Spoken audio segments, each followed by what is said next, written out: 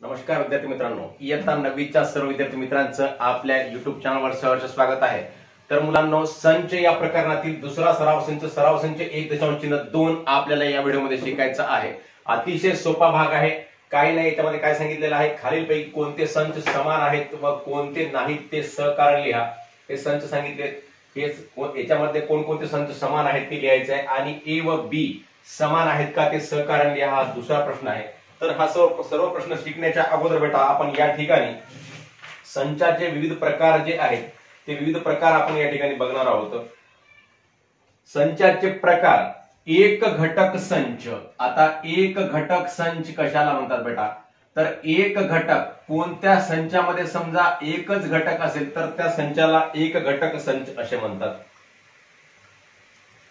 तर ए बरोबर आहे, याच्यामध्ये एकच घटक आहे समजा, तर या ठिकाणी 2 हा एकमेव घटक लिहिलेला आहे, याला म्हणायचं एक घटक संच। 2 कसा लिहिला, तर एकमेव सम असणारी मूळ संख्येचा संच लिहा म्हणलं तर काय येईल, मग ते सम असणारी मूळ संख्येचा संच लिहा म्हणलं तर 2 हा एकमेव सम असणारी मूळ संख्या आहे।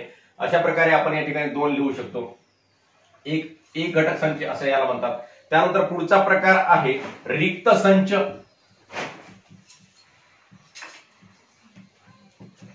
रिक्त संच म्हणजे काय बेटा, एखादी माहिती सांगितली आणि ती माहिती आपल्याला संचामध्ये बसत नसेल, त्याचं उदाहरण कोणतंही तयार होत नसेल, तर अशा माहितीला म्हणायचं रिक्त संच।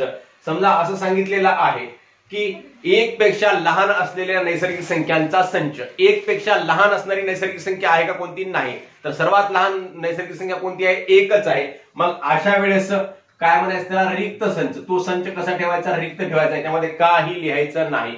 किंवा असं म्हणलं समजा 2 पेक्षा लहान असणारे समसंख्यांचा संच, तर असं सुद्धा आपण लिहू शकत नाही, तो सुद्धा आपल्याला कसं लिहावं लागणार आहे, रिक्तच लिहावा लागणार आहे। किंवा 0 पेक्षा लहान असणाऱ्या पूर्ण संख्यांचा संच, तो सुद्धा कसा राहील, रिक्तच राहील। असे विविध उदाहरणं म्हणजे त्याच्यामध्ये ज्या संचामध्ये आपल्याला काहीही लिहिता येत नाही, अशा प्रकारे अशा संचाला म्हणायचं रिक्त संच। त्यामध्ये काही लिहिलेलं नसते, यामध्ये 0 सुद्धा लिहिलेलं नसते बेटा, म्हणजे 0 जर लिहिलं तर ही 0 सुद्धा एक काय झाली, संख्या झाली, एक अंक झाला। 0 सुद्धा लिहिता येत नाही, तर आपल्याला ह्या रिक्त संच असा दाखवतात किंवा मग याला अशा प्रकारे सुद्धा दाखवता येते। ही सुद्धा खूण आहे रिक्त संच दाखवण्याची। पुढचा प्रकार आहे शांत संच। शांत संच, शांत संच कशाला म्हणायचं बेटा, शांत संच। आता शांत संच म्हणजे एखादी माहिती आपल्याला सांगितलेली आहे, समजा 10 पर्यंतच्या समसंख्यांचा संच, 2 4 6 8, 10 पर्यंतच्या समसंख्यांचा संच। म्हणजे आता आपल्याला हे संच 8च्या पुढे जाईल का बेटा, नाही, 10 पर्यंतच्या समसंख्यांचा संच सांगितला, मग 2 4 6 8 आपण एवढंच लिहू शकतो। मग अशा प्रकारच्या म्हणजे विशिष्ट संख्या, आपल्याला किती संख्या आहे याच्यामधल्या संख्या मोजता येणाऱ्या संख्यांच्या संचाला काय म्हणायचं, शांत संच। तुमच्या वर्गातील विद्यार्थी संख्या किती आहेत, मग त्या वर्गातील विद्यार्थी संख्यांचा संच लिहा, मग हा सुद्धा कसा असेल, शांत संच असेल। तुमच्या विषयांचा, तुमच्या वर्गाला जेवढे विषय आहेत अभ्यासक्रमामध्ये तेवढ्या अभ्यासक्रमातील विषयांचा संच लिहा। मग कोणकोणते विषय आहेत, त्या सर्व विषयाचे आपण नाव लिहू शकतो। म्हणजे अशा प्रकारचे संच म्हणजे जे आपल्याला माहिती आहेत, आठवड्यातील वारांची नावे किती आहेत ते आठवड्यातील वार आपल्याला माहित आहेत, आपल्याला इंग्रजी महिने कोणते आहेत ते सुद्धा आपल्याला माहित आहेत, ते सुद्धा आपण शांत संचामध्ये लिहू शकतो। इंग्रजी बाराखडीमध्ये किती वर्ण आहेत ते सुद्धा लिहू शकतो। तर अशा प्रकारे विविध शांत संच आहेत। आणि शेवटचा प्रकार आहे अनंत संच। अनंत संच। आता अनंत संच कसा बेटा, बघा बरं, अनंत संच 1 2 3 4 5 डॅश डॅश डॅश, म्हणजे नैसर्गिक संख्यांचा संच लिहायचा समजा तर 1 2 3 4 5 डॅश डॅश डॅश। पूर्ण संख्यांचा संच लिहायचा 0 1 2 3 4 5 डॅश डॅश डॅश। सर्व समसंख्यांचा संच 1 2 3 4 2 4 6 8 10 12 14 डॅश डॅश डॅश डॅश। परिमेय संख्यांचा संच, अशा संच की ज्यामध्ये विविध संख्यांची किती संख्या आहेत हे मोजता येत नाही, अशा प्रकारच्या संचाला म्हणायचं अनंत संच। म्हणजे यामध्ये अनंत संख्या असतात। तर अशा प्रकारे एक घटक संच म्हणजे ज्यामध्ये एकच घटक असतो, रिक्त संच म्हणजे एकही घटक नसतो, शांत संच म्हणजे त्या संचातील संख्या एकूण किती घटक आहेत ते मोजता येतात, ते आपल्याला माहिती असतात, म्हणजे शांत संच।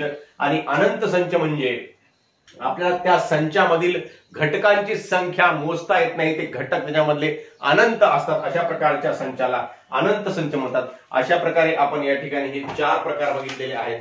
तर यावरच आधारित आपल्याला या ठिकाणी सराव संच 1.2 आपल्याला इथे सोडवायचा आहे। त्यामधला प्रश्न पहिला आपण आता बघूयात।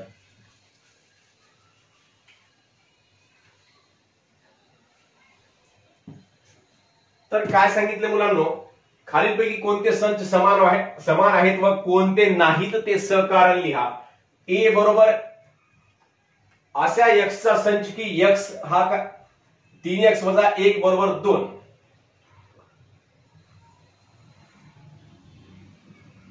मग आता a बरोबर काय येईल बेटा, x ची किंमत काय सांगितली 3x - 1 बरोबर 2। हे आपण या ठिकाणी याला संचामध्ये लिहायचं आहे। मग 3x - 1 हे लिहू आपण, समीकरण सोडूया। 3x - 1 बरोबर 2। मग 3x बरोबर काय होईल बेटा 2 आणि हे -1 च अधिक 1, 3x बरोबर 3 म्हणून x बरोबर 3/3 म्हणून x बरोबर किती आला या ठिकाणी 1 आलेला आहे। म्हणजेच या ठिकाणी उत्तर किती आलेलं आहे x, a बरोबर आहे 1 आलेला आहे उत्तर। आणि b बरोबर काय होईल, मग b बरोबर आहे x हा असा x चा संच आहे की x नैसर्गिक संख्या आहे पण x मूळही नाही व संयुक्तही नाही। म्हणजेच ही संख्या x ही संख्या मूळही नाही आणि संयुक्तही नाही आणि पण नैसर्गिक संख्या आहे। मग नैसर्गिक संख्या कोणत्या कोणत्या असतात बेटा, 1 पासून ते 1 2 3 4 5 6 7 8 9 डॅश डॅश डॅश अनंत पर्यंत नैसर्गिक संख्या असतात। परंतु त्यामधली एकमेव अशी संख्या आहे की जी मूळही नाही आणि संयुक्तही नाही, ती संख्या म्हणजे 1 आहे। म्हणजे या संचामध्ये सुद्धा काय येते बेटा 1 हा एकमेव अंक येतो। आणि शेवटचा जो आपल्याला या ठिकाणी संच सांगितलेला आहे c बरोबर आहे असा x चा संच की x हा नैसर्गिक संख्येचा घटक आहे आणि x हा 2 पेक्षा लहान आहे। मग नैसर्गिक संख्येचा घटक आहे आणि 2 पेक्षा लहान आहे, 2 पेक्षा लहान असणारी नैसर्गिक संख्या कोणती आहे, फक्त एकमेव एकच आहे।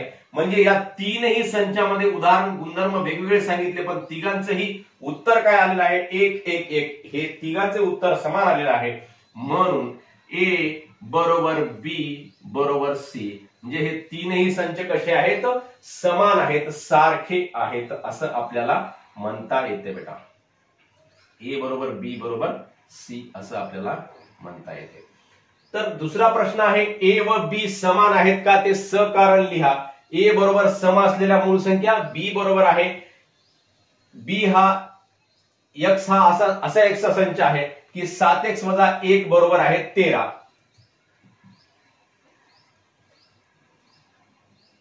मग सम असलेल्या मूळ संख्या, मग a बरोबर आहे सम असलेली मूळ संख्या, एकमेव मूळ संख्या अशी आहे की ती सम आहे, ती कोणती आहे तर 2 ही एकमेव मूळ संख्या अशी आहे की ती सम आहे बेटा।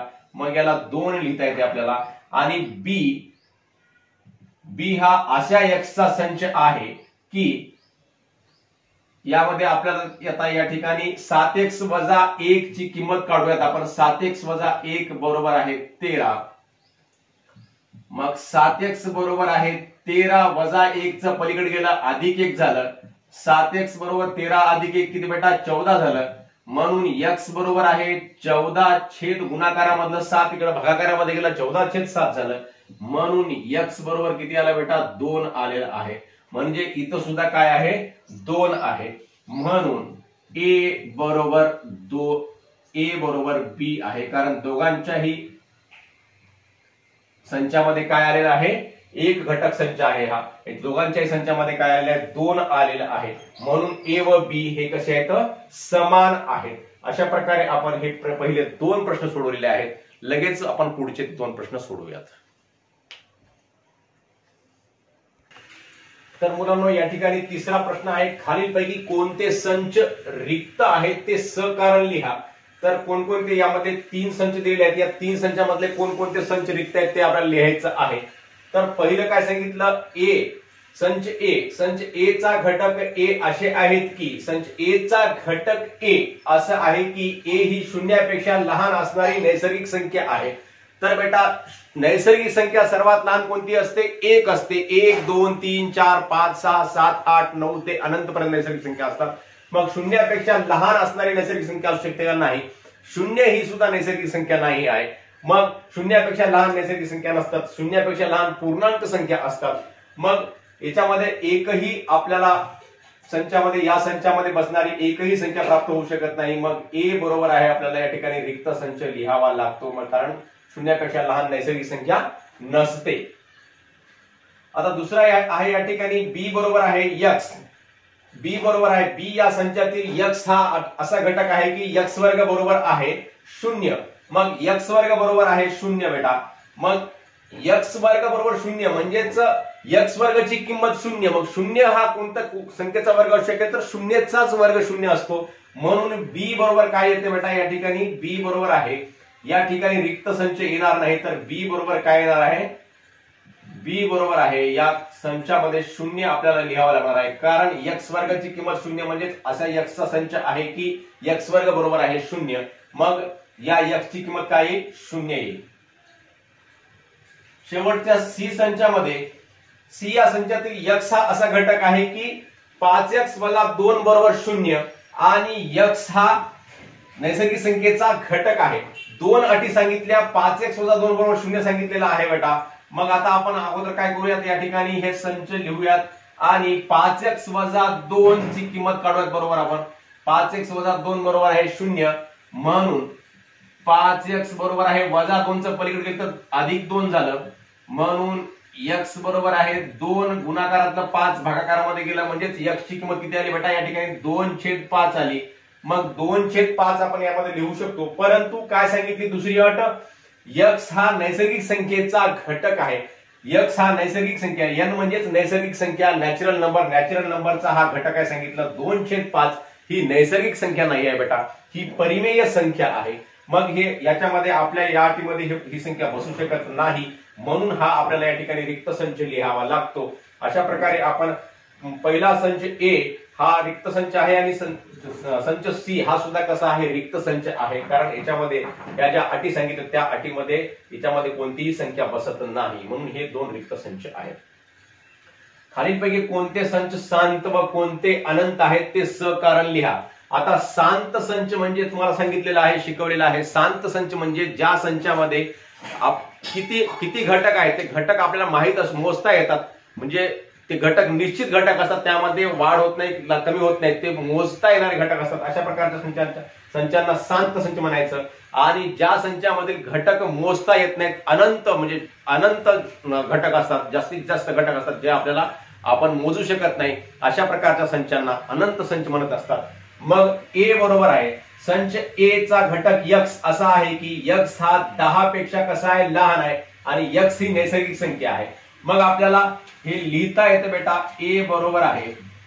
कसं लिहिता येते मग 10 पेक्षा लहान असणाऱ्या नैसर्गिक संख्यांचा आपल्याला या ठिकाणी लिहायच्या आहेत. 10 पेक्षा लहान असणाऱ्या नैसर्गिक संख्या संच ए चा घटक x असा आहे की x हा 10 पेक्षा लहान म्हणजेच 1 2 3 4 5 6 7 8 आणि 9 पर्यंत 10 पेक्षा लहान संख्या सांगितल्या म्हणजे 9 पर्यंत, म्हणजे हा संच कोणता आहे बेटा शांत संच आहे, म्हणजे 9 पर्यंत संख्या आहेत या.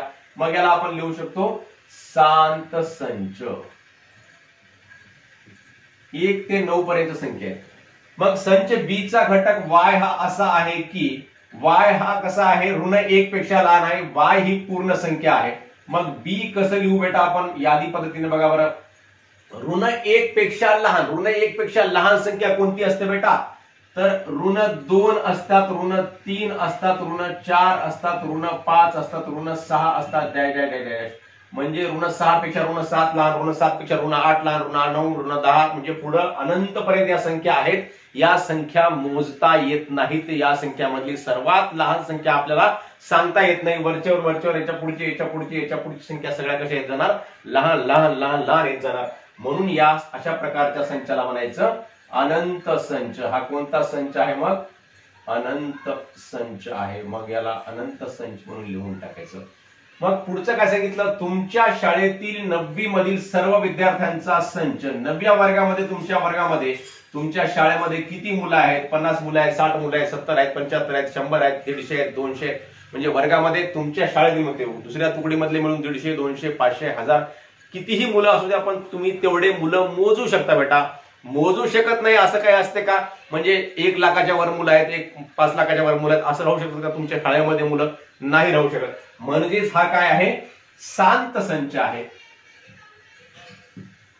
हा आहे शांत संच. म्हणजेच तुमच्या शाळेतील 9व्या वर्गातील मुलं तुम्हाला मोजायचे ते आपण मोजू शकतो, म्हणून त्याला म्हणायचं शांत संच.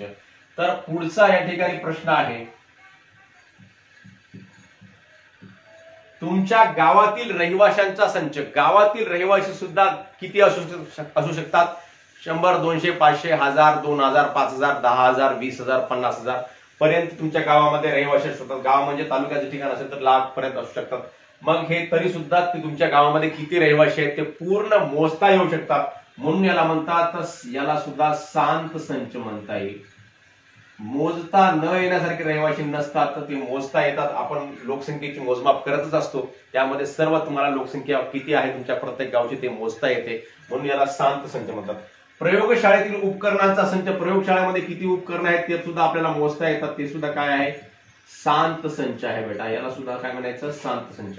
आता पूर्ण संख्या संच. पूर्ण संख्या, सर्वात लहान पूर्ण संख्या 0 पासून सुरू होते. पूर्ण संख्या 0, 1, 2, 3, 4, 5, 6, 7, 8, 9, 10, 11, 12 डॅश डॅश डॅश डॅश कोटी, 100, 1000, लाख, कोटी, 10 कोटी अशा अनंतपर्यंत पूर्ण संख्या आहेत. पूर्ण संख्या मोजता येत नाहीत, म्हणून याला म्हणायचं अनंत संख्या संच.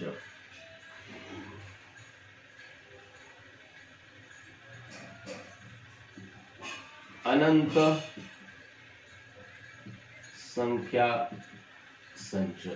तसंच परिमेय संख्या सुद्धा कशा असतात बेटा? अनंत असतात. परिमेय संख्या सुद्धा मोजता येत नाहीत, म्हणून पूर्ण संख्यासारखं, नैसर्गिक संख्यासारखंच परिमेय संख्या सुद्धा कशा असतात? अनंत असतात. मग याला सुद्धा म्हणायचं अनंत